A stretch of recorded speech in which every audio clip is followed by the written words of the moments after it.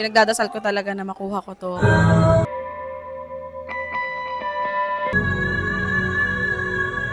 Alam ko na hindi gano'n kabigat yung song ko over din sa kalaban ko, pero talagang i-dineliver ko na siya kung ano yung alam ko na message nung kanta para sa mga judges. Nakakakaba, sobra. Kasi given the fact na maraming beses na siya nanalo, so meaning to say, nagagawa niya ng maayos yung every song, nabibigyan niya ng justice.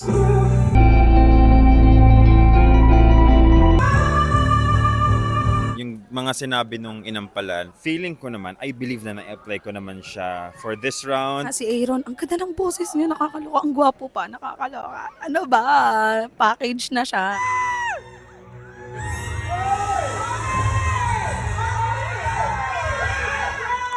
Una po sa lahat, nagpapasalamat po ako kay Lord. Kundi po dahil sa kanya, wala po akong talent na ganito.